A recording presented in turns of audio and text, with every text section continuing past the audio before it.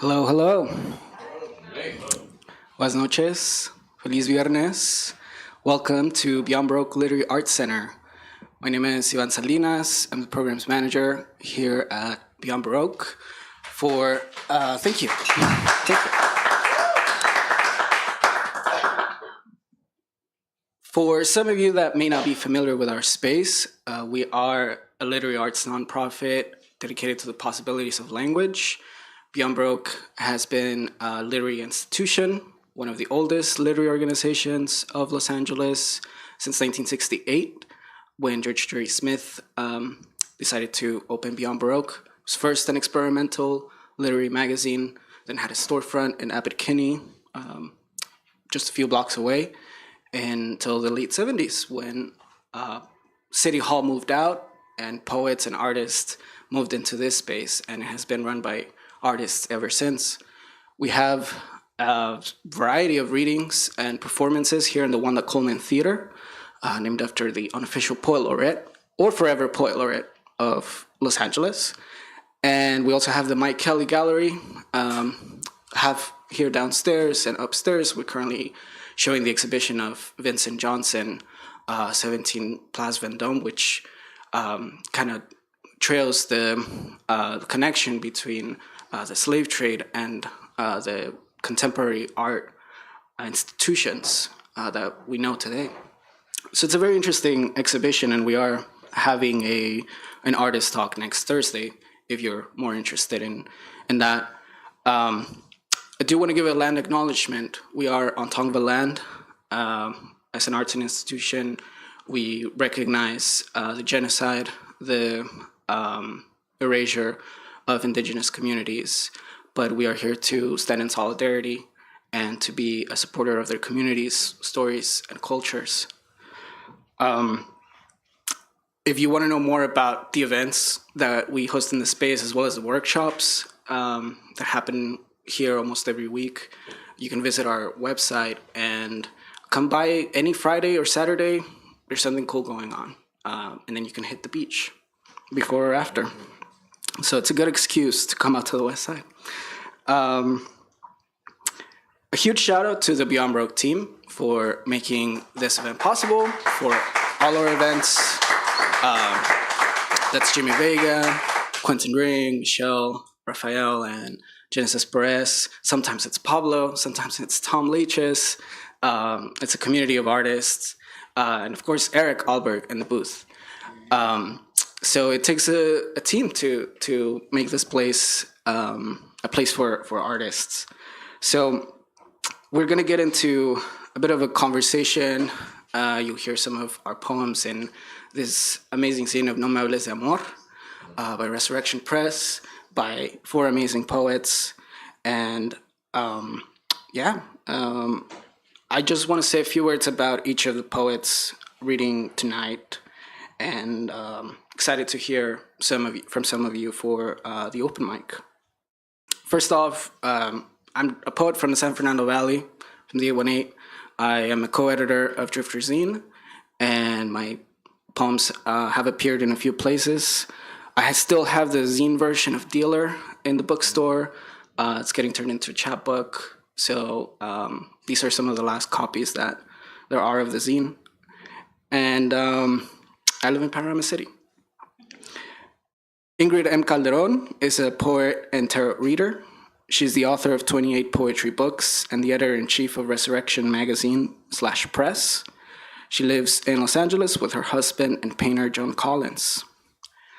Maestro Gamin began developing his poetry sometime in 2009 to 2010 after attending Vibrations Writers Group. He soon began attending open mics across the southern LA and downtown areas, such as Lost Souls Cafe, the Monday Speakeasy, World Stage, and Freedom of Speech Thursdays. He lives and rides his bike in Los Angeles. And Charles Kehkeh Williams is a spoken word artist, poet, linguist, author, and dope soul. His book is titled Poetic Expressionism. Please give a round of applause to our poetas, and come on over.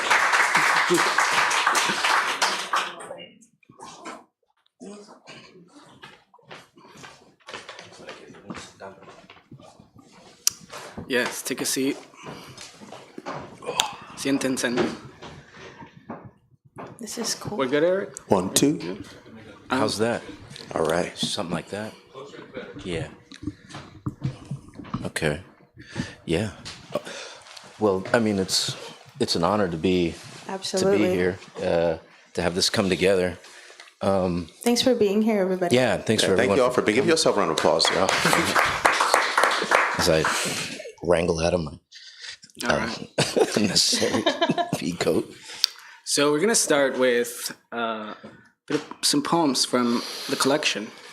And let's go this way. Yeah. Start with Maestro. Okay. Ábrenos. Okay. This is all very like almost improvisational. I mean, you know, Yeah. I'm gonna. It's like jazz. It's like just like jazz. Let's do this one. And again, that sounds okay. It's not too far. Parking lot. The rain on the metal gutter drain sound like conga drums. Pheromones roam feral in the greasy concrete, while voices belch and travel in arrogant waste and want, looking for confirmation, sex, combat, gamble. Something to tide them over till their heads become bruises before dawn, and they wake up from their lives, one step back from yesterday. Until then, they play like pawns in my parking lot, raise hell in this gentrified wasteland Eden, steal sleep from my eyes and years from my heart. Many times, I fantasize me as the peacekeeper, weaving furious the vigilante's dream catcher praying for the death wish, and I write whole volumes of mayhem, threat, and comeuppance in the time it takes a dream to die. They act loud over young things, right now things, right away things. They may be too afraid to know they aren't who they want to be, so they bring bravado to run game where truth refuses to play. I see the dance at least 3 times a week, know the mating ritual, studied the habitat, watch when the barometer bubble in harsh climate. Too many roosters in the yard means more feathers and chicken shit. Far as I'm concerned, I hope you all get crabs and ugly babies. I'm sleeping through the best times of your life.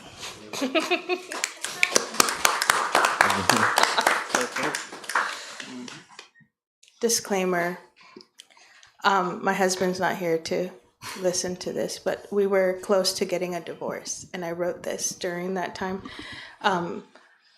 Fast forward, tomorrow we leave to Solvang to celebrate our 6 years. Shit happens, you know? I'm a poet. I'm going to have to fucking write about it. There's nothing else to do. What's easier, a dead husband or a husband whose memory dies while life moves through him? This fear and this question have a hold on me, a grip that chokes whatever destiny wasn't destined. Between cutting my hair and sobbing, I call my mother. Her soft voice comes to a full stop. She knows. Give it to God, she says, but only if you can't bear it. I can't bear it. I'm broken, crystal on concrete, a pricked artery. The rain adds to this drama. The soundtrack of our love plays in my ear, and I weep while staring at the Chevron sign. $4.79 a gallon. I need to fill up my tank, go somewhere, anywhere. You smother, he says, as if it's a bad thing. It's a bad thing. To give when they don't ask, to give when they don't need. I've suffered plenty, my mother continues, but never for a man. I wish I could say that. I wish I had her heart. But no, I like the preposterous suppleness of mine. It's wave after wave after wave. Its colorfully see-through head. I am starved, and when one is starving, one indulges and ravages and falls into perdition. One falls into the bed of a child star whose demon look familiar enough to play with. And so you play.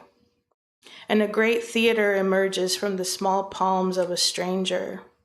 Cosmic jolts leave our bodies and die as they hit the atmosphere. I test out my devils and move into surrender. Me and you and me. Want some more? All I want is to keep it like this. But this is theater, the great cosmic play, my dead husband, my cold mother, my broken heart, these gas prices, all pretend. Thank you.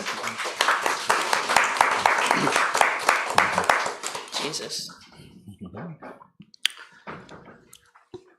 Latinoamérica hace el amor en la frontera. Latinoamérica goza de su música petrolera. Muere bajo la sombra blanca. Levanta un dedo con raíces firmes. Voltea al norte y rompe en llantos de soledad y deseo. Latinoamérica se hunde en arenas movedizas. Quiebra colonizadores con sus terremotos. Florecen lagos y matan a las autopistas. A Latinoamérica le gusta la fiesta drogada. Un partido clásico pidiendo revancha. Volcanes al rojo vivo. Narcocinema exportado de ejecuciones. Le gustan tacos de tripas y pura coca con cada almuerzo. Los bosques de Perú, las novelas hondureñas, la poesía chilena que abarca guerra contra Kerouac, contra Shakespeare, el amor después de los cantos a Violeta y las bombas de Daltón. Latinoamérica le ruega a un Dios sordo y a la pesadumbre de los calendarios. Creen mitos de curanderas para que tengan razón de vivir con ganas. Latinoamérica baila samba en el Atlántico, con su armadura puesta, gritando tierra y libertad, tierra y libertad, tierra y libertad. Alza banderas rojinegras en los palacios, arma orgías en las repúblicas bananeras. Todas las mañanas los hombres minan por sueños eléctricos, atrapados en alambres de púas. No labor y más albercas encima de las pirámides. Más familias con sus lenguajes vivos. Más dólares con visas quemándose hasta los cielos. Latinoamérica revoltosa. Brilla más cada día con amor en sus venas.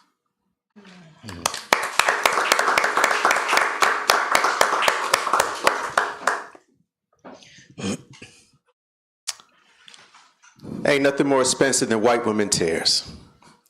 An ounce of it can sell for an unprecedented amount on the black market. White women tears come in an assortment of flavors, pre-packaged, processed, GMO'd, and healthy for consumption. They can drown a whole room. Those are the type of tears that can rewrite, ignite, and change policy. They come weaponized too.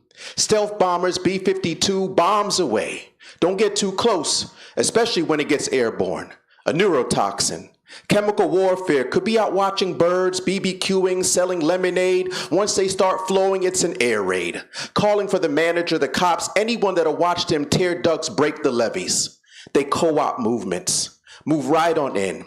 Supplant original tenants. Get real cozy. Snuggle up with privilege. Wrapped up in righteous indignation, verklempt. Tattoo ally under eyelids to see that they're in the struggle too. Take to the street, rinse, wash, repeat. Then back to the comfort of whiteness. System built for their protection. Insulated until comfort doesn't meet their approval. Or the usual caramel macchiato didn't come with whipped cream and cinnamon.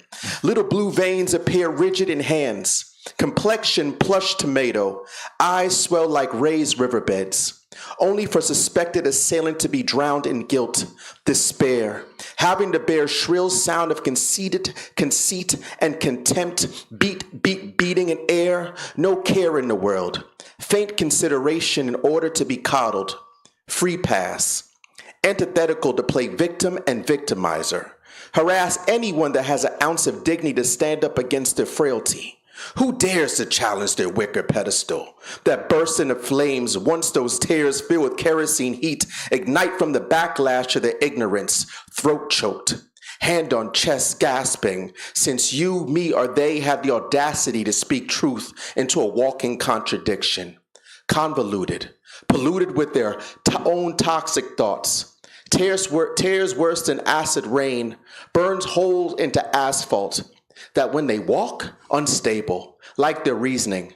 Ain't no mercy for their whims, no sympathy for their no seasoning hymns. Crying 2 tears in a bucket, fuck it, taking it to the stage, performative, singing songs of, I feel attacked, how dare you, you're not supposed to be here, what are you doing? Some of their greatest hits, until they're hit with, shut the F up. Ain't nobody got time for that. Get the fuck out of here, for real though. If they could only be real though. Just know, we know the real from the fake. Those fake tears filled with hate, love to self-deprecate, then defecate all over social media. Any platform they can get on to display their waterworks. And it works. Ask Emmett Till, Purvis Payne, Botham Jean, the Scottsboro Boys, Central Park 5. When a white woman cries, a black man or person of color gets hurt. Only reinscribing, rather than ameliorating racism. Ain't nothing more expensive than white women tears, when the life or lives they take are priceless. All right. Let's talk a little bit about the zine. And we'll also open it to Q&A from you all if you have any questions. But so we have the masthead of Resurrection Press here. And Charles and I just kind of got looped into the making of the zine. Yeah, you were recruited halfway through. It was going to be called No hay frijoles en la casa at some point. No hay frijoles en la casa. House. Pero all of a sudden they turned emo on all of us. Yeah. That's And they my were like, fault, no me sorry. hables de amor. I was going through a divorce. I wanted So is that everyone the to origin? suffer with me. Well, I suggested Hay frijoles en la casa because I was trying to get my manuscript edited, and it fell through, and so I think I was going with the theme of like there's food at home, and you don't need to go outside and I don't know.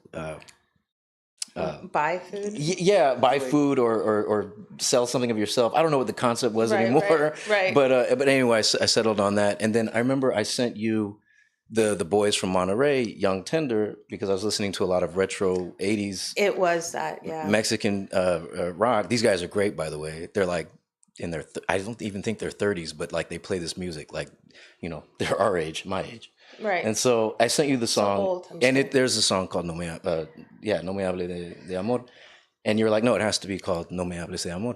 It's just Don't Talk to Me About Love just felt like a really good title because love is so vast, and I just wanted different takes from different people who were going through different things than I was, because we're all sort of moving through love in our own way. And I wanted to sort of see where everybody was at with that. And it came out during Valentine's Day. So I thought that was kind of apt too. So don't talk to me about love during Valentine's Day. But yeah, I felt like, so I want to ask a few questions about that. Like, what is love to some of you? Starting with Maestro. What does love mean to you? Right now I'm focusing on a lot of self-love. Let me think of something really deep. Well, I mean, I can only speak from my own experiences. Like I was dealing with the death of my father who passed in 2023. And it kind of occurred to me like a year had gone by and I was dealing with that. I was thinking about this. I had moved from Echo Park to Highland Park and was kind of in the process of rediscovering community. And I found the bookstore. And I found Serpentine and was I think in this process North Figueroa, yeah. And was in the process of kind of like rediscovering the intimacy and the love that I think that we had lost in our family. And so, yeah, like I was going through a kind of tough time, I think a year after, and it's something that, I don't know, anyone who's lost a parent, I don't know if I had enough time to really mourn that thing I was going through. So I was going through this time, and everything just lined up. I found the open mic, and it was good, and it was hard, and yeah, I wrote that piece, and it was able to make it into the zine. So I don't know. And you brought C. Will with you. Yeah, and C. Will. I brought C. Will with Yeah. me. We've known each other for, man, I don't know, It's a grip. since we used to, long time. And he was best man, sorry, one of my groomsmen at my wedding, and we had done some things together, and yeah. Yeah. And the piece you were talking about is the year my father forgot my name. Yeah. Okay. Yeah. That's a deep one. Yeah, my father was suffering from dementia for years, and so it's very cruel. And you kind of never know what piece of you is erased. So when you reconnect with him, my father was a great actor too. So he was like, he'd always pretend like things were okay, and then you kind of realize like, oh, he doesn't remember that part of you, and then it gets awkward, and then very very kind of cruel disease. So yeah, that's where that piece came from. So, What do you think? Wow. What is love to you, Charles? So, love is an action. I feel everything that I do, who I am, is the essence of love, and that comes from my grandma, right? So, I didn't grow up with my parents, and they were both alive. So, grandma took care of me. Grew up in a very communal household as well, too, right? So, like where it say it takes a village to raise a child, like literally took a whole village, whole town, whole city, to raise me. So, right? Like I wasn't bad, right? But definitely was. I like to say this. I don't like to call kids bad, but I was curious, right? Right. Always on my own journey, own missions, but in that essence of love, not only taking care of others, but also to take care of yourself, to water your cup, to be able to look at yourself honestly in the mirror, right? Every single day, and to give yourself grace, right? That's not important. To beat yourself up. As I've transformed into, and I won't say transformed because it's already what we are. We're already beings of love. It's just reconnecting to that space, right? For those who are aware of it, for those coming back to it, and me being here, being with these group of people, being here with you today, stems from that love of writing, that love of creating. And like this man said too, like I remember I would tell people, and for all of us, creatives in here, right? It's a difference to be creative in your bedroom, to be in your room, right? That's a cool place to be. But then you have to understand that your experience, like we all share the same human experience, right? It's unique for us, whatever that means for our life path. But in terms of the human experience, in terms of love, anger, hate, despair, patience, like all those things, the things that we experience. So, being able to take that out and share it in the world, but then also hearing other people, such as this man at first, Ingrid, Iván, and, to hear you all as well, too, like that's love, being present, being aware, that's love. Being kind, supportive, and also too, like, and loving unconditionally. Like when I give my love, I'm not looking for anything back. I'm giving it, and that's what it is. What you choose to do with it is on you, right? And then I'll know if I'm gonna give it afterwards. But that's not the condition. That's wisdom. That's it. Yeah. Right. Yeah. But so yeah, I could keep talking about love, but just even having this moment right here, this is a loving experience. So, absolutely. Yeah. What about you, Iván? What's love for you? It's joy. Feeling good. Collective joy. That's love for me. A lot of the poems I have here have a form of love in them, but they're kind of outside from myself, except the poetry is like church poem, which is more of personal love, but also like a religious devotion part of it, because I grew up Catholic, and that was probably one of the first forms of love I remember, like a love to a higher deity and inculcated in you. So that appears throughout a lot of what I write. But, you know, even with when you all chose the title, I was like, I don't really write love poems. It's a kind of a part of me that I, like, subconsciously, when you're coming up with stuff, sort of a feeling that comes later. So I have to kind of actively think about this. I think your poems like embody love more than like talk about it. Yeah, probably. You know what I mean? Like they're sort of covered with love versus like you saying, I love this, I love that. And this is what love means. I have a very close friend that says every poem is a love poem. Yeah. In some way, every poem is a love Absolutely. poem. I love that it's bilingual. And I came from like the slam school, you know, for a long time, and then went away and came back. But so I was mostly about the live read. I wasn't very literary. I never published. I wasn't like this, you know, juggernaut of prolific. I'm a hermit. Incredible, but like, and another reason why I'm lucky to meet her and John. But I love that this is bilingual too, because I think love is also seeing each other, and as you know, an Afro-Latino man, and being able to see all of Los Angeles. It's just one more way that we can see more of ourselves and celebrate ourselves in certain spaces. So it is collective, like I love that. Yeah, absolutely. And I noticed, and when I first was listening to your work, Iván, and I was really struck by that too. Is the words, and I always thought they were very beautiful. So Yeah. So we're all making love. Yeah. Here, right? Right here, right now. And now we're all together making loving. Big loving room, y'all. Exactly. Yeah. That's so funny. I wonder if anybody has a question, either about, you know, individually or about the zine. Yes, Pablo. Yeah, it's Ingrid right here. Oh yeah, so I made it. You know, it's funny because I make a lot of collages all the time, and I just kind of go into a place when I start making them, whatever feeling I'm feeling at the time. And when I made this, I was listening to Joy Division, and you know that cover for Jesus fucking Christ, what's it called? Pleasures. Unknown Pleasures, yeah. It sort of came into my mind. And with love, it always feels so like pulsating. You know, like everything is always alive. When we're in love, it's almost too alive. So I wanted it to sort of, this represented the sort of heart space. Sometimes our heart feels like a void. You know, there's so much that we are trying to sort of fill up, and everything around us is sort of vibrating. So I wanted it to sort of have that feel in a minimalist statement.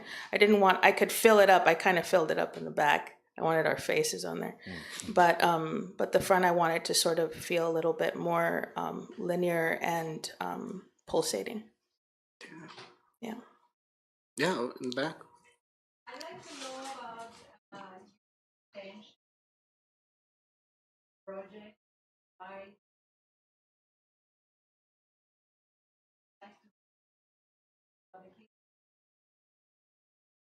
Oh, that's a good question. That's a great question. We all kind of, so like I said, he brought Sewell because they're old friends. I started Serpentine in North Figueroa, a bookshop over there in Highland Park, and I think Nikolai brought you over, and so I pretty much know who I like and who I will vibe with in a collective and collaborative way, and who's in it to like I'm kind of I need people to show up for me the way that I need them to. I don't know how that sounds. Yeah. Like I'm like, okay, send me 4 poems. I'm gonna make the cover. I'm gonna make the collages. I'm gonna put it together. My husband's gonna make it. Like it's gonna happen in a week. And I need people to sort of be on that page with me. And these were the people that were able to. We texted back. We just texted. No, we just called back. I just really enjoyed all of their work. That's another like part of it, I heard Yvonne in the open mic. I heard C. Will in Leimert Park. I heard Maestro at North Figueroa. So I just kind of plucked what felt really good for me, and I was hoping that they'd say yes, and they did. So, yeah.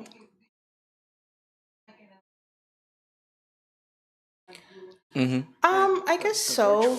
We try, but mostly on text and Zoom, because everybody has such vastly different lives. We have a person who's, I'm not going to say what you do, but I just walk the alleys of Echo Park. And everybody does such different things that we want to be able. But I think, we meet on Zoom and we're like, what are we going to do? How are we going to do this? Let's do this. Let's do that. A lot of gram. A lot of communication to but also I think the intention is just to write good prose or good haiku or just good pieces that reflect what we're living through, what we're experiencing here in the city, or experiencing what's going on in the world, and just try to give like our perspective on our answer. And they have things that that they've worked on. They have a lot of sort of things they can just like, here it is. Take this, So that helps too. Yeah, no, because that really helped us for this scene. Because add into this year, right? This past year, we're in 2024 now? Yeah. All right, cool. Right. It's the 24th. All right, so we're in the year of the dragon. So last year we were in the year of the rabbit, right? The water rabbit. So it was a lot of deep diving, right? And something Ingrid just said, like, I was in a relationship, And just to give you a little backstory, because this ties in. So I was in a play on the 28th. The next day I write this poem called If Love Kills. On the 2nd, those are the first, so it was 29th, then the 1st, right? So the person whom I decided not to speak to for 8 months ends up showing up again, right? So I tell myself, follow your heart. Their birthday's on the 3rd. 2 days later, I connect with them. On the 14th, I'm in San Francisco. Having Valentine's Did I drive Day you with there? them. No, not that time. No, that was when you drove me there. It was a different stage. Yeah. That love connection, right? love. But it was this. I just felt like the universe was just like, here you go. Like I'm not looking for things, but I do put things in the universe, right? So all this love was coming. This man right here was like, see, Will, come on out.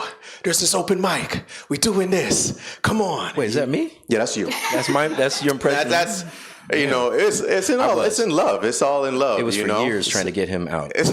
To come read. Yeah, like we all have different cycles, right? Like you said, we all, our lives depending on what we're working on, right? But it was beautiful for that too. Like this is something I love. I love writing. Like I love poetry. Like this was my means of therapy for myself. When I was younger, going to even now as an adult. So these pieces, like the white woman, white women's tears, like the person I was dating. So they're what they call themselves, Tejana. Right? But they were telling me that they were white passing. And I was like, what? No, mama, you are Latina, you are Latinx, you are Americana, like that's what you are. And I said, when the people see you, and I said to even say that comment is also a racist comment, right? Because you're just saying that those people, they just see you as just, you're okay, you're acceptable. Right?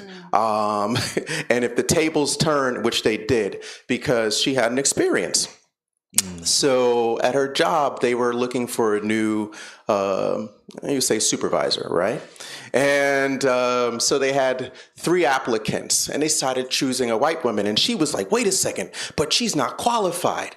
And so then, her supervisor put out a stat list and was like, well, in my tenure, I've hired the most Latinas, the most Black people. She became a statistic, right? And so that was her first real, it was like, you see, I'm not the type of person to tell you, but I will let you know out of love, like, nah, that's not what it is. But life showed her that. So that's where, because then she said that her supervisor started crying and, there you go. yeah, so that came about, So, yeah, last year was an interesting year. It was a loving year, and like what you said, like, in that divorce poem, she's talking about that part, like you feeling ripped apart, right? Because, and I'll say this, I'm being very vulnerable here, right?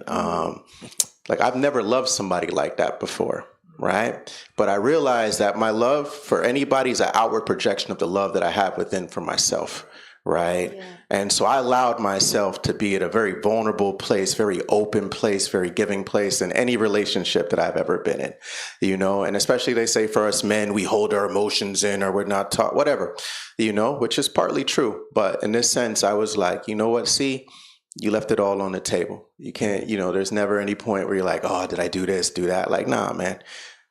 In everything, like you feel like for the greatest amount of love you might feel is also that greatest amount of pain you might feel as well too. Dichotomy. Yeah. It needs to be felt. I mean, what's peace without war? Yeah. What's love without hate? Yeah. Yeah. What about you? We have a question here. Yeah, do we have a question? Let's. Interested in inspiration, source of your inspiration. I think as artists, we all kind of get them from different places. And sometimes we have patterns of inspiration. Sometimes we are transitioning between patterns of inspiration. Maybe talk a little bit about that, if it makes sense. The Valley. Getting your first car. Things like even books themselves, poetry of other writers. All of that has been very influential. The urban experience probably for me is the singular source of inspiration. I've been writing a lot about driving, but having a connection to a piece of metal. And all the things that, I come back, I have this route every 5 days of the week. We have a commute. Most of us do. And there's a lot of time there that I'm like thinking about what my panorama is in front of me. And,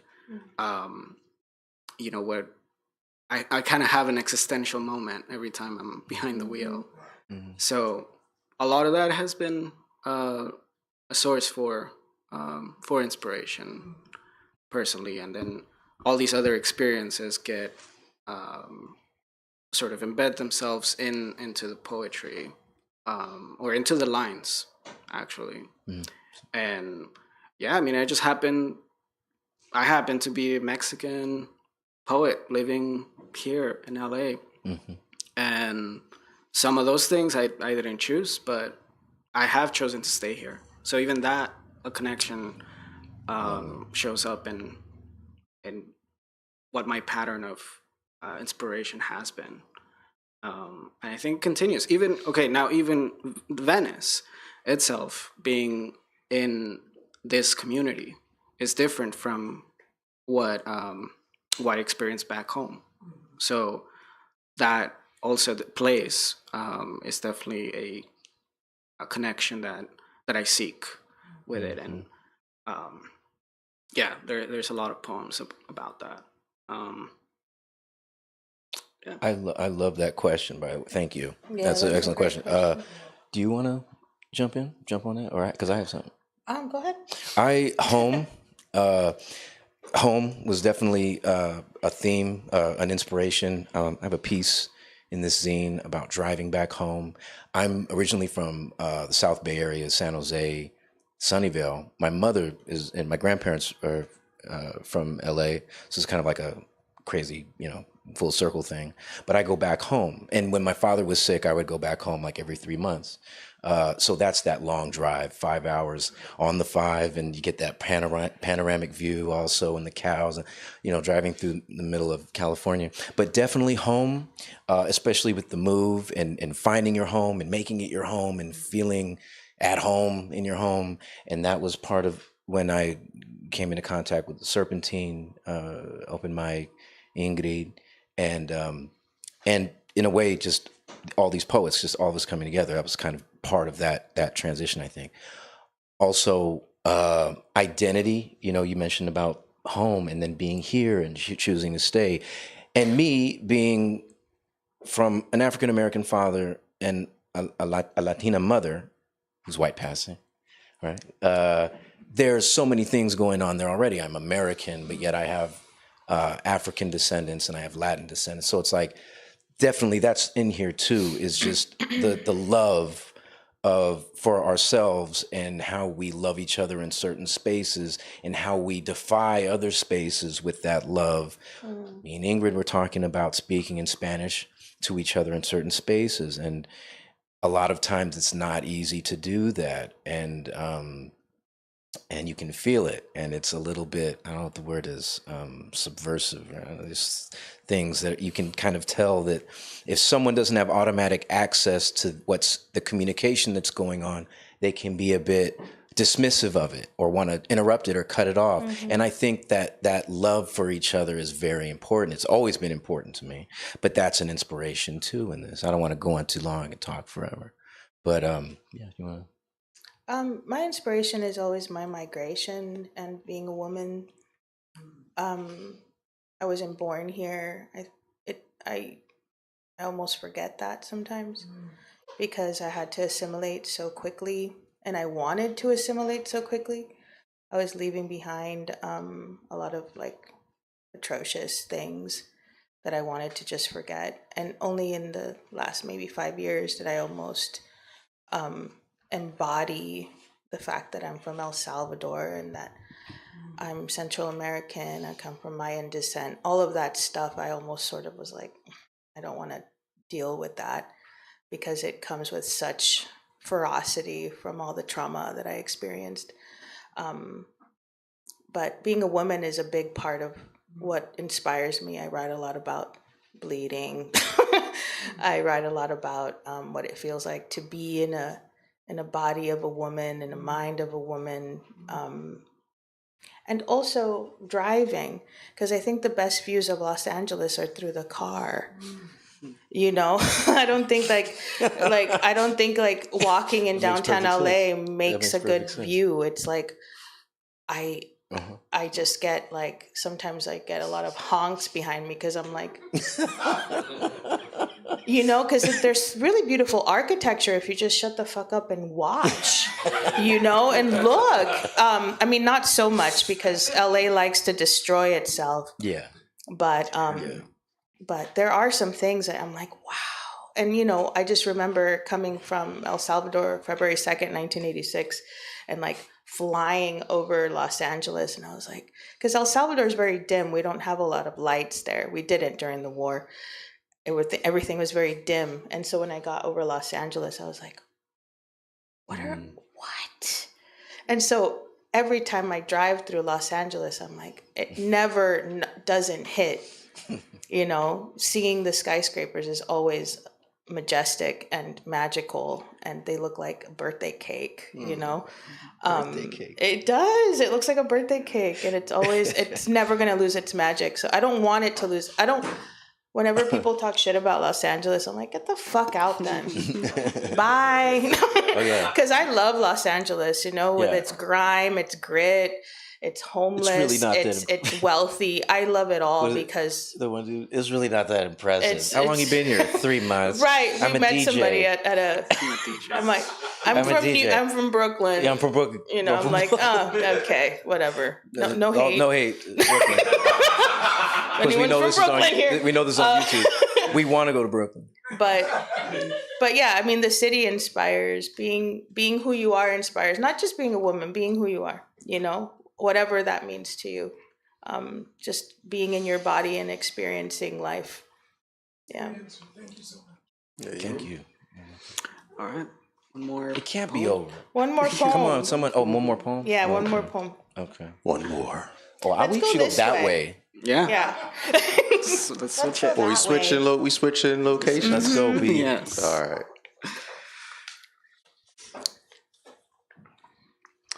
Un momento, por favor. Gracias. Sí. No pasa nada. Come on. All right. Puede. Gaming, sí. Pues playing puede games. ser. Yo creo que en francés quiere decir algo más, pero no sé. No sé cómo se traduce. Jugando Gamin. al maestro. Okay. Maestro. It's really, yeah. Wow, there's a whole history. I know what it is. Maestro. You ready? Yeah. Okay, all right. It's called Butterflies. There was a day when we spotted two monarch butterflies fluttering together in a delicate dance, playful, wrapping around one another, double helix, wings intertwined, vines climbing straight into air.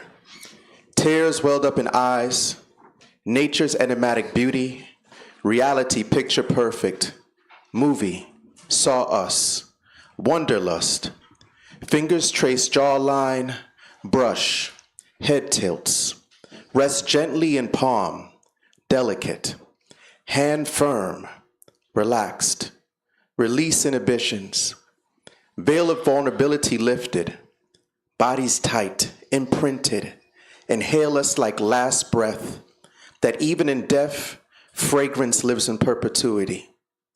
Fever burned fervently, heat exfoliating from core, muscles tense, hands clench as if life depended on it. We depended on it. Resuscitation, emancipation, swimming in freedom, bathing in revolution. We are evolution, evolving from caterpillar, cocoon, butterfly. Sky has no limits. We are the fabric of eternity, embroidered in possibility, skin, silk stitched, sacred geometrical patterns, tattooed into lips that each kiss is a spark of the divine. Saliva wine, stains chin, lick each drop, addicted to the nectar, the netter, sacred 25th letter, none, laying in the space between a sensible and hidden world, listening to vibrational hum, resonance vibrates, metaphysical connection, inception, moans have fragrance, sweet ecstasy, fruit swells, luscious plum, our color, spectrum vibrant, reaching climax, hearts fluttering above lilacs, lilies, orchids, immersed in pollen, glistening, shimmering, sparkling, dazzling, reveling in your expansion, spirit soar, floating in ethos, eros and psyche, disappearing into the depths. Okay. That was at a hot poetry. That was at hot poetry. That is love. I know that night. I know that mic. That's that hot poetry. Been there, done that. Oh, are we doing random? Are we doing No. No. We're not Oh, sorry, just okay. random. No, I didn't know. Welcome. Poetry readings are like church because poetry is prayer, and poetry reminds me of Mama Pera. I can invoke God in a poem and kill him in the same breath.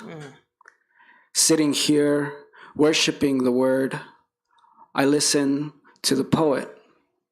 I give my diezmo, support the space, because this is a temple built for my voice to echo through the walls and out onto the wind. Spread the word, hermanes. Prediquen your truth. The detail of this moment on fire, the union of the stars, whatever heals your spirit, metaphors be with you.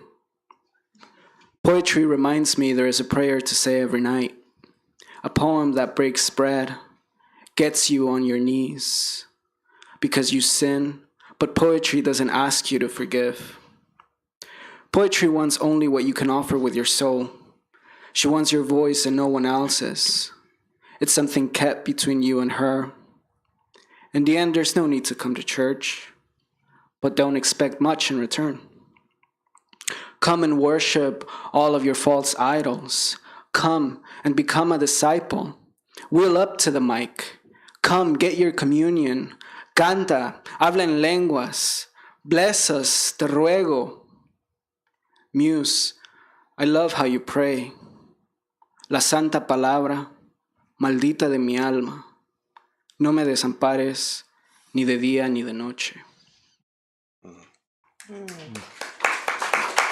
a prayer.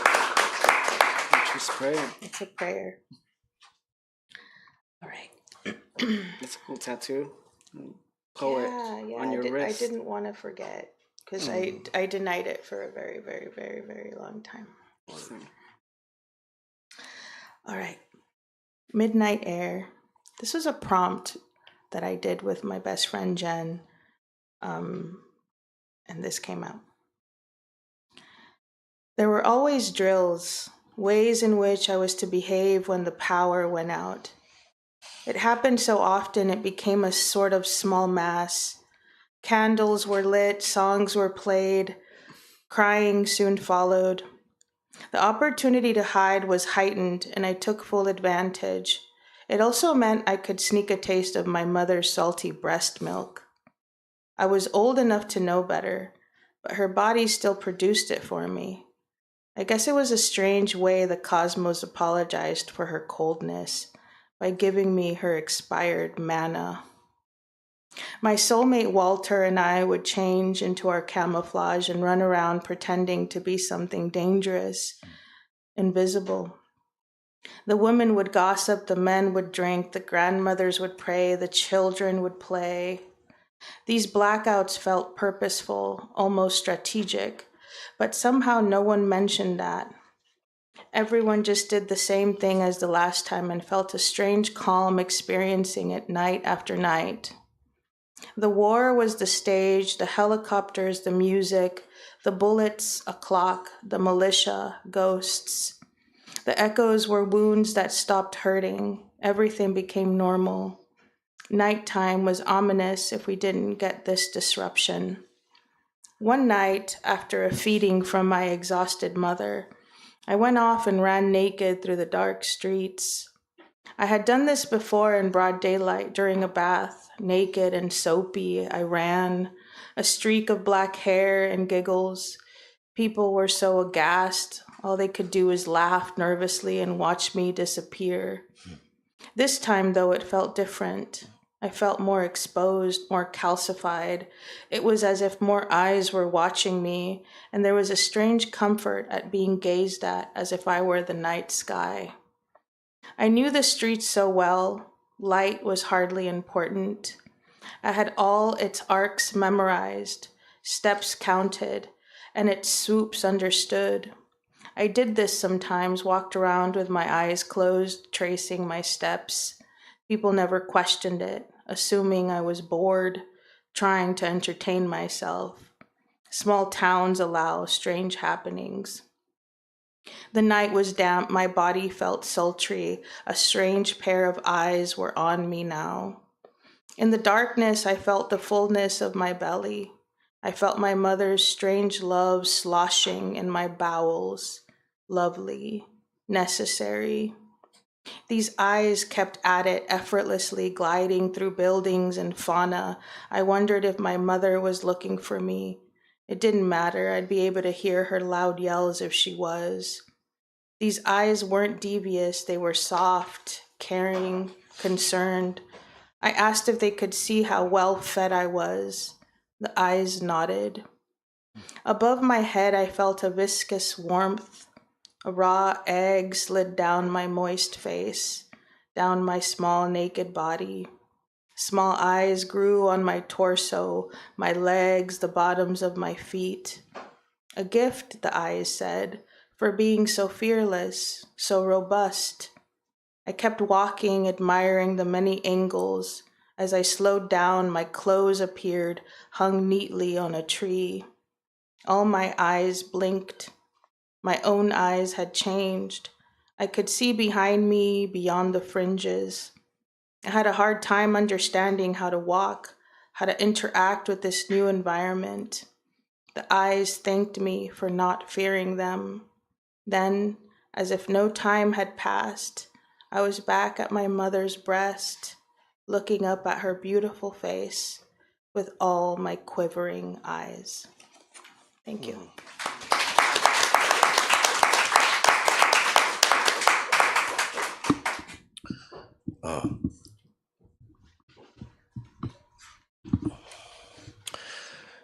The year my father forgot my name, it was cold, and I pedaled and sweated in a concrete garage over the steel machine I brought with me, perched with aching back, hamster-like on the phone with loved one, multitasking, L.A. hotshot-esque, when he shuffled into the room. I thought shuffling is a symptom. And he came in holding something, or not, maybe I only imagined it, but I thought he had a flashlight. It makes sense now for some reason, him swaddled in flannel patterns and soft house loungewear with thick beanie cap, everything baggy on him, hunched and fragile, but still inquisitive, lurking, searching, not done. He said he heard voices and came to see who it was. I arrived the night before and he seemed confused and out of place. He wasn't used to this person in his space, this new thing that he had to consider while pacing through the routine he made himself each morning. I hung up the phone. I asked him what he thought, because it's how he used to start conversations with me, walking into a room 30 years ago. So, David, what do you think? And it always confused me. A 12-year-old being asked what he thought by a grown adult. I didn't realize it meant nothing. It was just a starter. I hadn't learned yet that grown-ups rarely said important things. They just said that they did. So, Pop, what do you think? And he stalled for a second. Hey, what's your name again? And I felt a hiccup burn in my heart, but I didn't show him, and I told him the name my mother named me. He had already had 3 boys. One he hadn't raised, and 2 girls, all well over 15 years my senior. My mother had brought 2 of hers, 1 boy, 1 girl, yet still wanted 1 more from him. I gave him the name his wife of 40-some-odd years had named me. No shit. No, that wasn't it. He said, "You're shitting me." I assured him we were both on the same page. Well, I was going to show you something, but no, I hopped off my bike. I'm done, let's go. And I sensed a smile on his face, so I wasn't really sure if he really had forgotten my name or if he was just bullshitting me. Because Henley Lloyd Douglas at 93 some odd years old was still the ultimate bullshitter. Great one-liner, charmingly impish elder statesman of my lifetime. I hopped off, I wiped the sweat from my arms and followed him into his den. These moments, I realized, wouldn't be anything taken for granted. I would remember things like this whatever it was, for the rest of my life. Hell, I might even write about them someday. To me, a sad finality's buried underneath everything he does now, how he moves, his hands that look like mine, except with more gnarl and claw. They have carried heavy things and still try to. He walked me a short way into the den, and I looked upward, a cabinet of light-colored wood and glass, rows of gold, trophies, ribbons, plaques from past battles of mine that once made up a younger, narrow-minded life. A time when I could only imagine less options for myself, a person who I hardly was anymore. Things I stopped caring about lifetimes ago. He held an entire personality in that bookcase. A younger me might have blurted out, "Oh yeah, I've seen these, Dad," and walked off into the kitchen for a snack or to pet a dog. I could have mentioned that 2 years I visited at least 3 times, and each time he had shown me this very bookcase. There were no more mysteries inside of it for us. It was old news, not worthy of anything except being forgotten. I'd rather forget it now. Forgetting is a symptom. But this time I stiffened and I waited a moment before he asked me what my name was, and he had never done that. This was new. This was what my mother had been telling me about, what she'd been living with. Something in me was slightly scared to see what this was, where it was going. Would it be another blow to the image I clung to of him? An empty, nothing goose chase where my father once was? I waited to see what it was he wanted to show me. I waited, looking at his hands. I waited next to him, breathing and counting. I waited 4 inches taller than him, slumped in a baggy Nordstrom something like some elf, duende. I felt strong, but not young. I wanted to talk, but I didn't want to ruin or distract from what was hanging in the back of his mind. I didn't want to mess it up. I wanted to hold him and kiss his head. I wanted to ask him if I had ever embarrassed him, if he could feel that I would continue to love him even when he's in the ground. I kept quiet and I watched him point with his thick, dry, tan bark bent finger to the name on one of the trophies, and he said, "That's you?"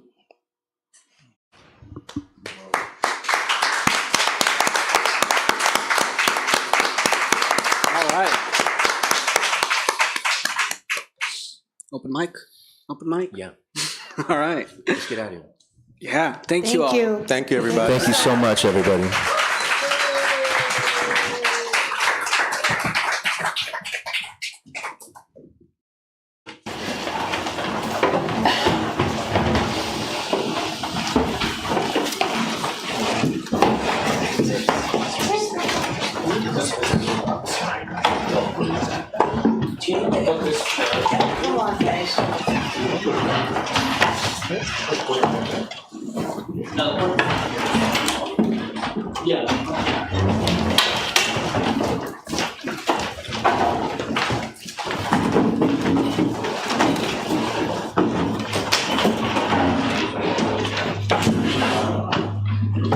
That's fine. There are drinks outside. Also, you can take them into the theater if you want to grab one. We are going to start the open mic.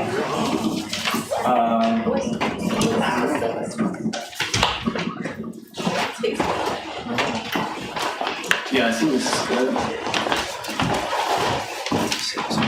All right. So, No Me Hables de Amor is in the bookstore right across. You can find it there. How much is the zine? $5. All right. So bonito y barato. Okay, our first poet for open mic. I will introduce them, but just some house rules are no hate speech. Please, let's keep this poetry reading in love as we all are celebrating. And 3 minutes, that's one poem or two maximum.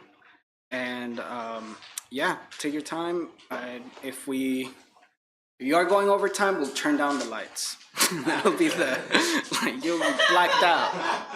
So, yeah, maybe there'll be a annoying alarm. That'll be the cue.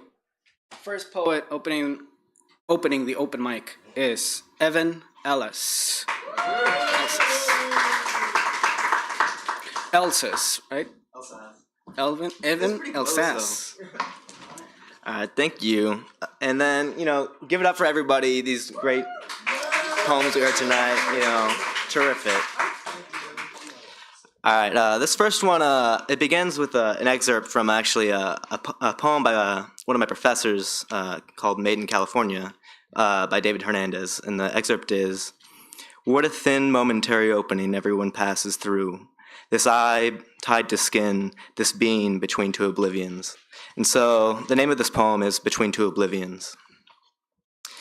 Between two oblivions, there is a sea for certain, but it's this body that forgets what it was like to crawl out from the water for the first time, forgets what it was like to be an echo stirring in the lukewarm water in primordial east, before my body ever rose up into the shape of a man and asked for bread.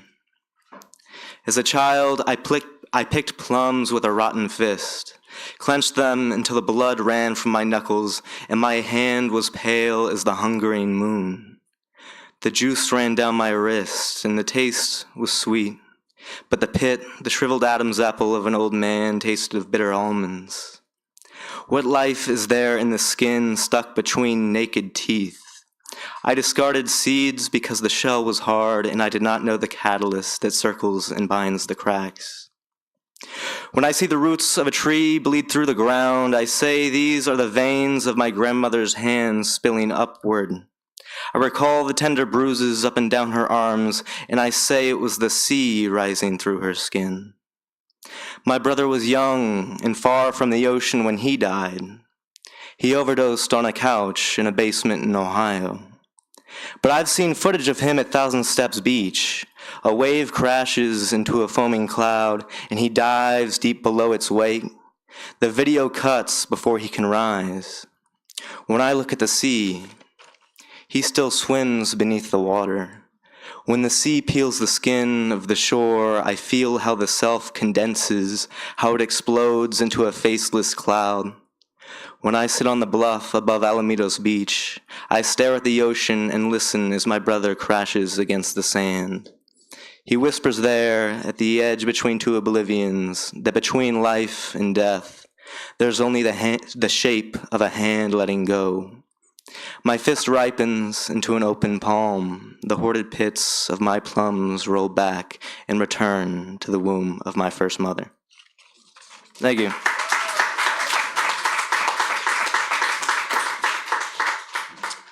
Great poem, Evan. Thank you.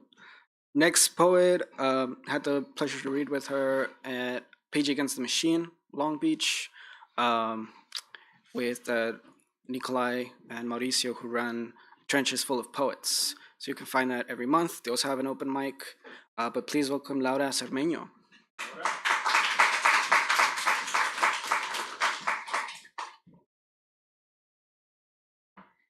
Hi, thank you to everyone who read earlier.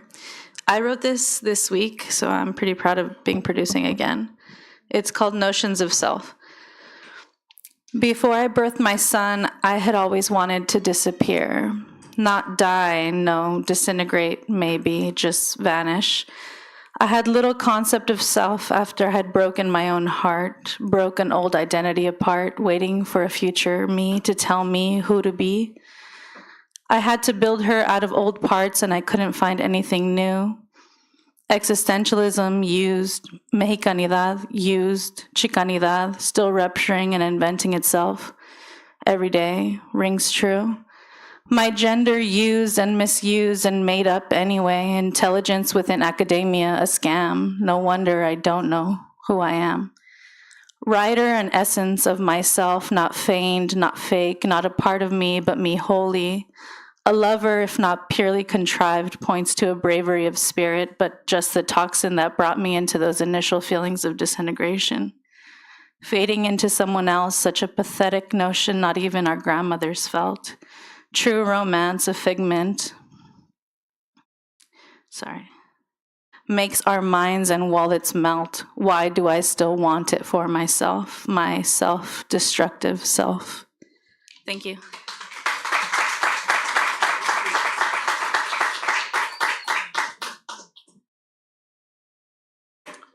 Thank you, Laura. Our next poet is Juan Amador.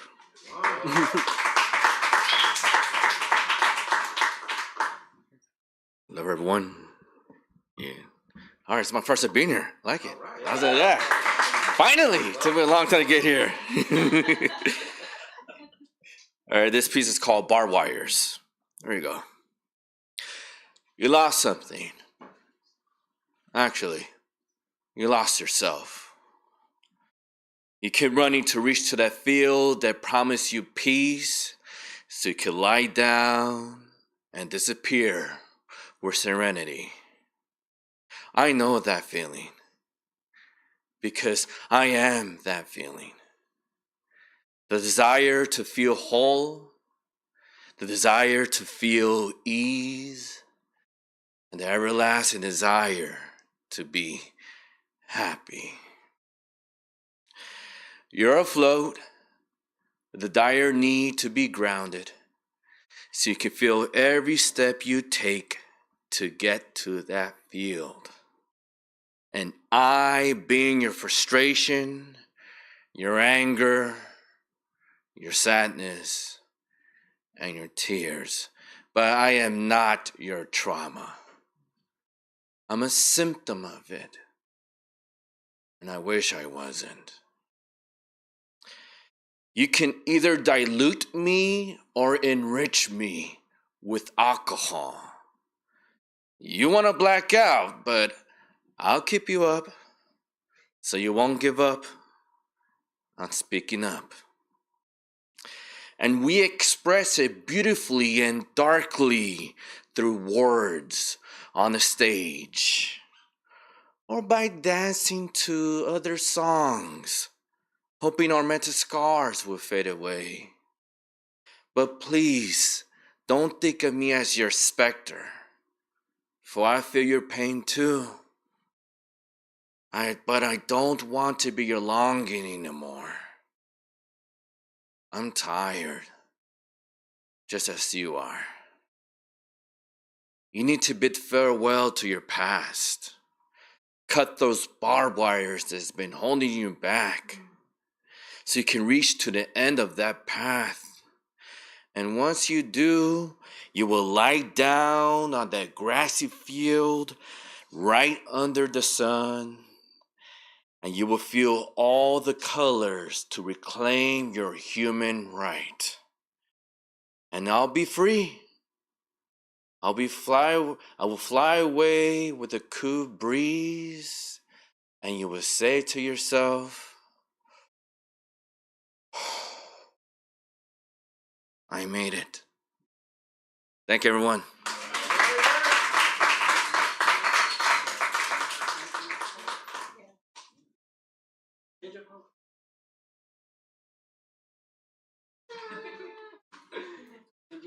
Like to bring up next to the mic Alexis S.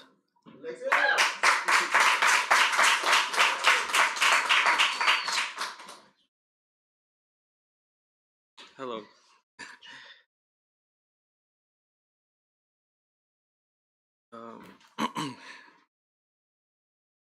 Okay.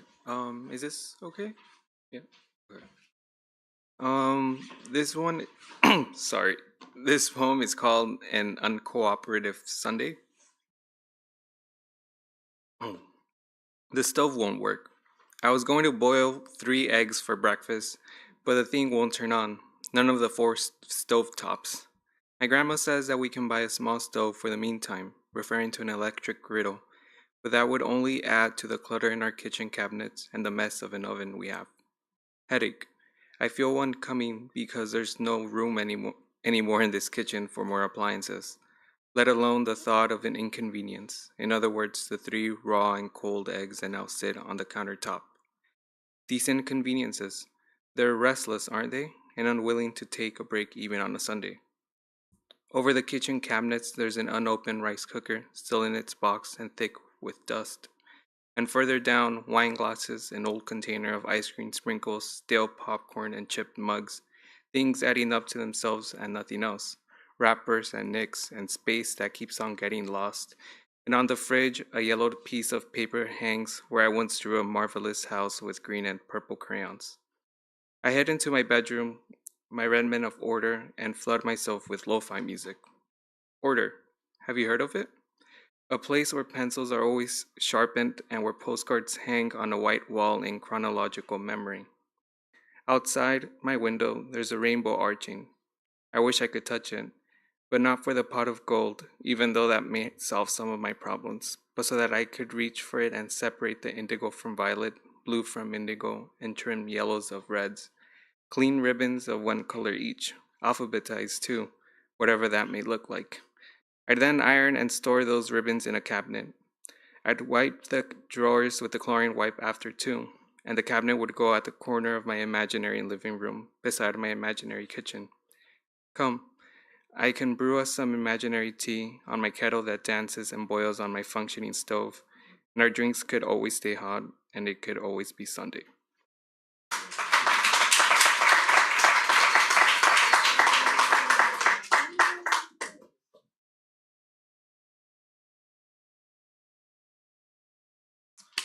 Right. At the Beyond Baroque Award ceremony. So I feel like coming up here. All right, but our next poem, come to the mic. Please put your hands together for Milo Lamb, everybody. Milo.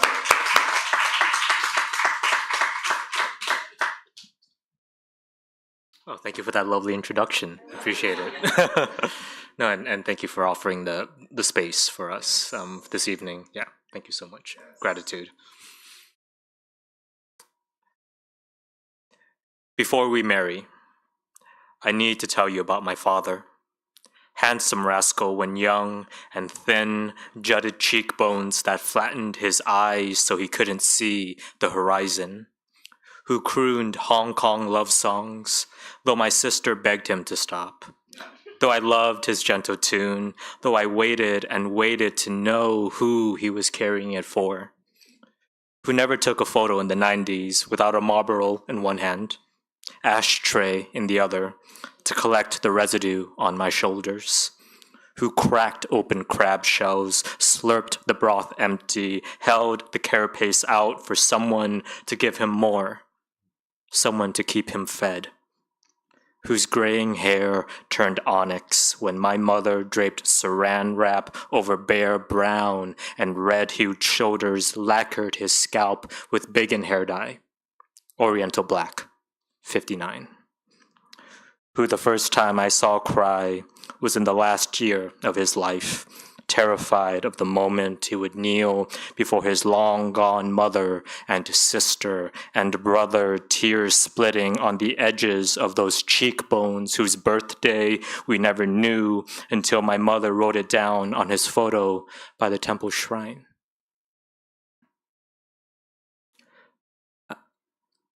I want to tell you about my father. His eyes, his cheeks, his smoke, heavy, heavy hands I hold you with. Why do I begin stories I don't know how to end?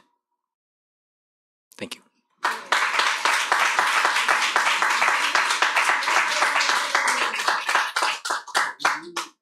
Can I just say everyone is fucking awesome? What the fuck? I love when we speak about the people who birthed us. Antonieta Villamil, please.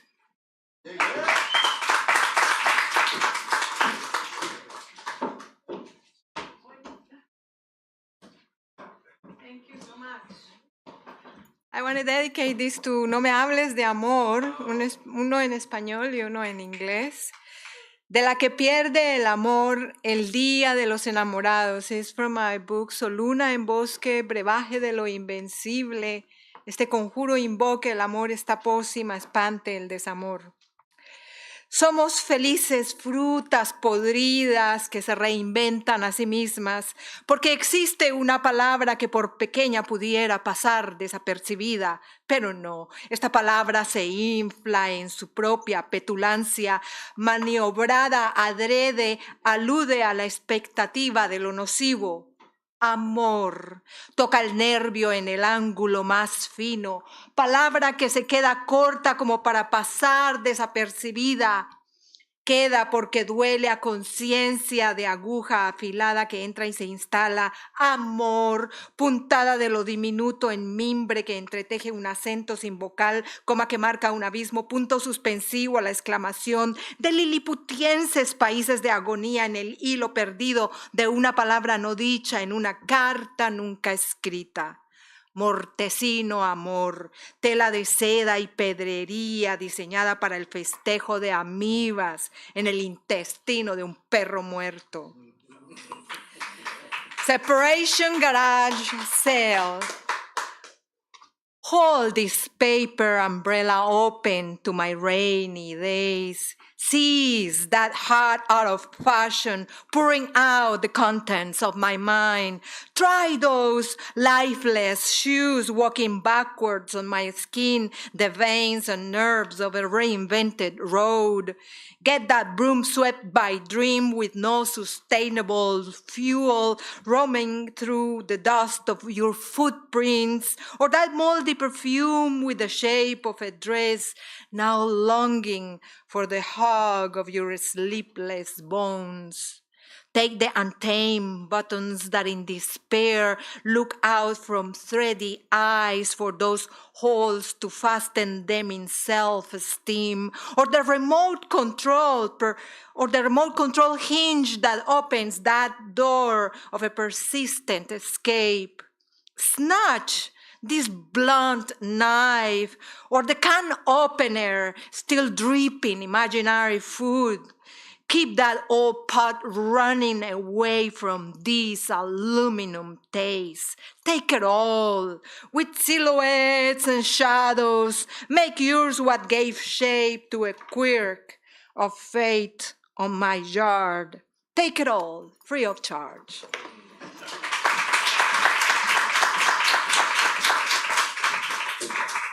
Casamacondo in the house. All right. Next up, Dig Wayne. Give it up.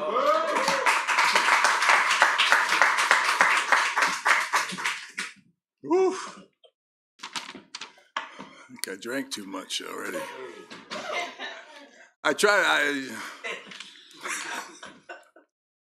This is wonderful. It's a beautiful, intimate evening over here. I'm so glad I came, made the trip. It's wonderful.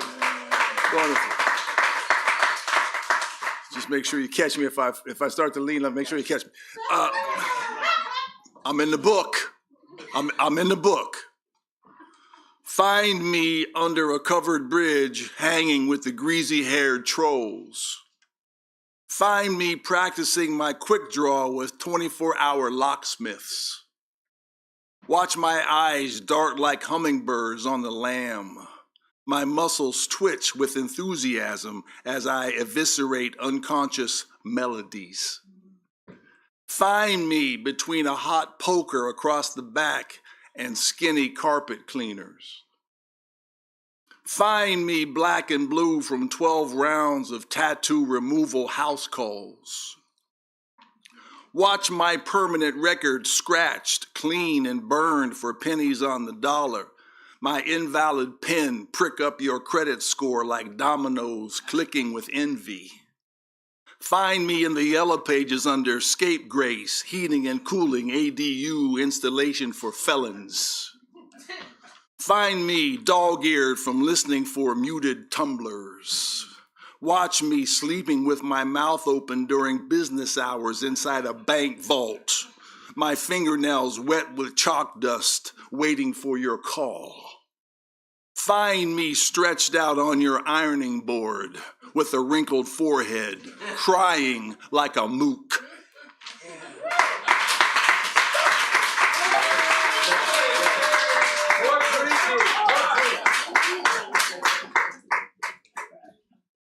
All right. You can catch a full set by Dig June 15.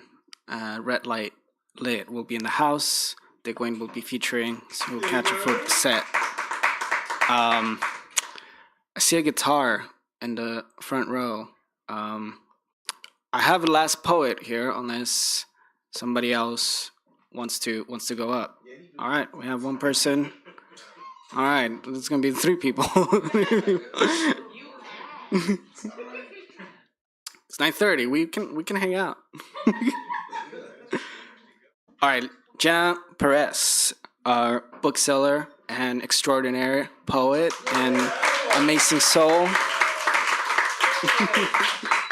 The favorite of Beyond Baroque. Wait, hold on. Like the favorite? Like, do you guys like me?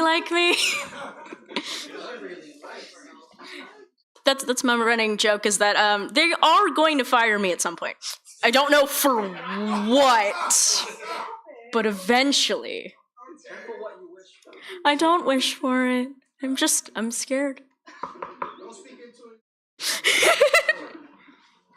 Y'all inspired me to write love poems. Unfortunately, to read love poems. Unfortunately, all of my love poems are kind of sad.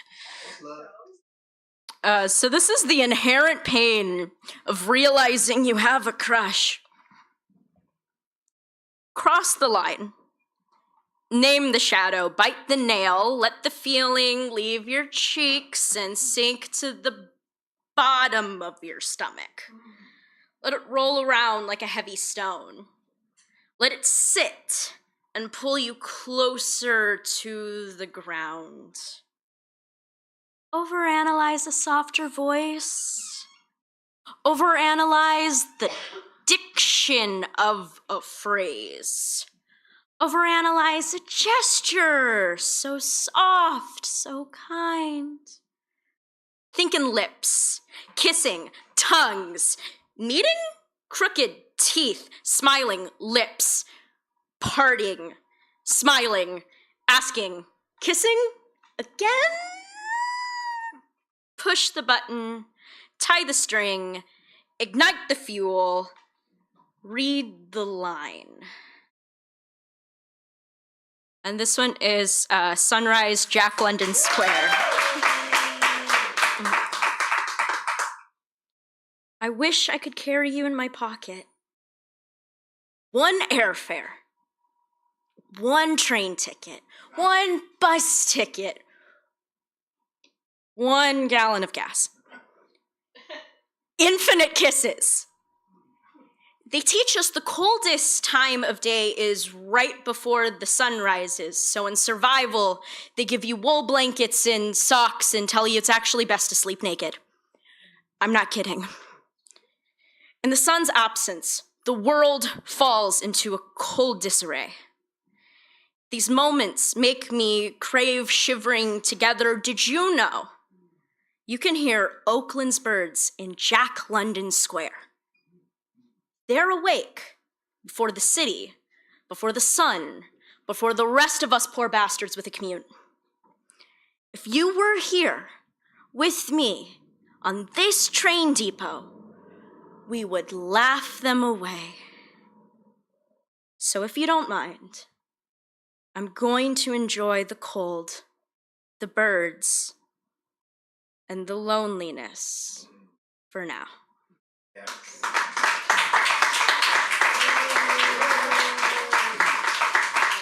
Genesis Perez, everybody.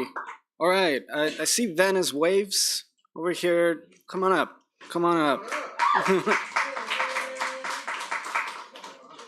one poem. It's good to be here. I struggle with who I am as a person, either if that's imposter syndrome or just or like within my family, like culturally. So this is non-identity. Thanks. I dreamt I died. Milo had my pillow. Morning came, but I left. Vicious sounds feed. They seek sound minds to weed. Sweaty palms match sun ray beatdowns. Thoughts muddled by light's rocks. Down, down, down, plane. Staring at mirrors to increase derealization, to realizing, merge with grunge planes for these sea sponge brain, see and don't listen, heart thumps for dizzy visions, listen and stay still, using will, in the sea now, drowning, in the depths of shallow breaths do I stay afloat, naked, without a blanket. Thank you.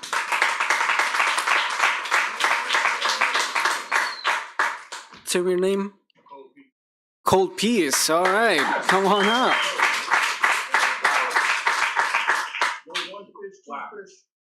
Wow. Shout out to my brothers right here, Maestro, C. Will. I don't do this often. What's the difference between a stripper and a poet? Down in the valley where the poets get naked. We started out at amateur night. We practice our routines. We strip down naked. We do tricks on a pole. They make it clap, I make you clap, we entertain you. We have stage names. We bare our soul in front of a crowd. We end our set knowing judgment is coming and we still do it. It's crazy. Stripper make money off their body work, and my body of work isn't considered a classic until I'm dead and gone. But stripping saved my life. Down in the valley where the poets get naked. Where vulnerability is. At 12, I was molested. She was 19. My youthful ignorance thought it was a rite of passage. I didn't realize that it affected all my adult relationships. My father died 2 weeks after my 17th birthday. My birth month ain't been the same since. I know a lot of strippers and poets started their careers because of pain. This pain is where a cold piece was created. Down in the valley where the poets get naked. 1, 2, shake it. 3, 4, shake it. You ain't never seen a retired stripper or poet. They either evolve or die. All right.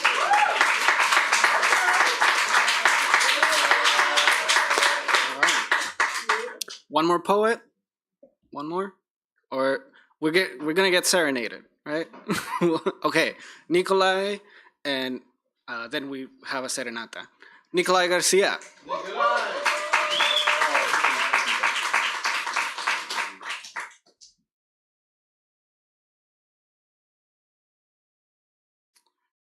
This is called Hidden Track. It's an ekphrastic piece after Smokey Robinson's Being With You.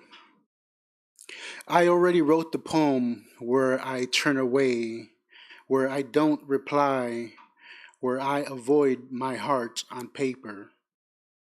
This poem does not mean to be seductive, but it will have some saxophone to soothe the burn. This poem gives you a little sign, not subtle like one rose, but loud as a bouquet of calla lilies. This is a poem that hopes for your call, that begs for your voice, that needs you to beckon tonight. This poem will shower off the shame if you turn in its direction for 1 second, for one heartbeat. This poem will be on the last page of the book this poem hides. Thank you.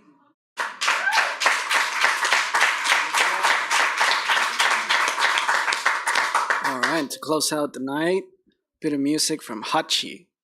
All right.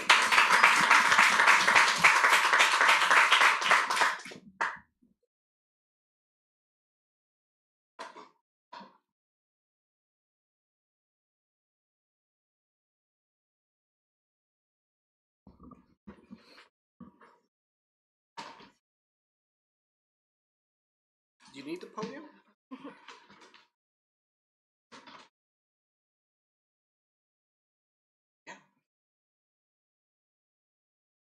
Thanks for being here. I wasn't supposed to make it because I came from another open mic. So, no, but I really appreciate poets the most because they really do bare their soul. And yeah.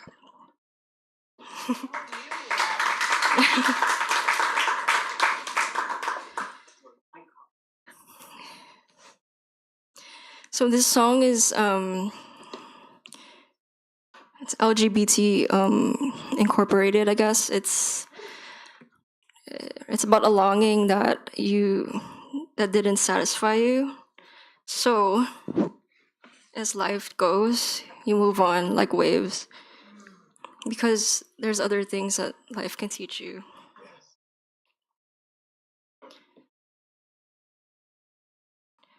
Also, I wanted to add, I really like Charles Bukowski. I don't know if you know him. He's, you guys, yeah. Being here reminded me of him a lot. He has a quote that says, "Do not do art for music. Do not do art for money." And I always struggle with that because we still have to eat. And so I guess your intention has to be, do it for art first, and then if money comes in. Yeah. I've kissed a lot of girls, I've broken many hearts. You told me not to stop, just keep on living up. Mind you, I broke some goddamn rules, still stuck figuring out how it's supposed to be. how I'm not here for reals. Oh, oh,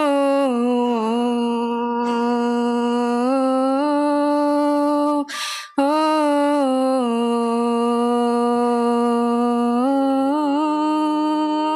oh, oh, and purple is your favorite color. Periwinkle splattered round the corners, yeah. And you love the way it twirls, and you love the way it swirls around your fingertips when you draw the lines. Oh, tell me, will you draw the line? Will you draw the line? Will you draw the line? I'm waiting right outside. My words rush, get inside. I wanna be with you always. Be with you always. Like the colors. Like the colors, like the colors. Be with you always, be with you always.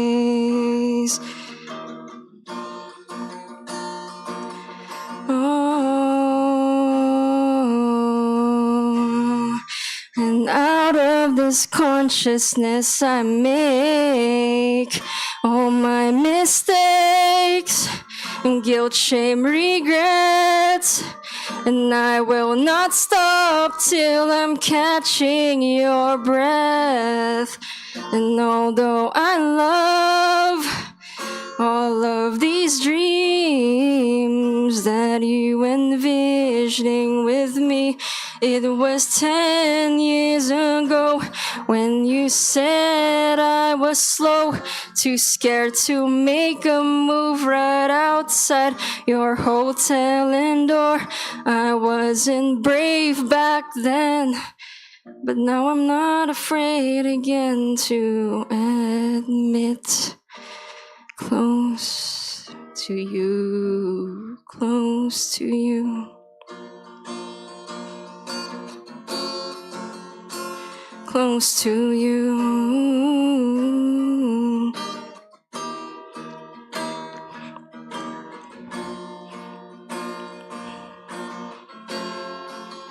Out of this consciousness I make.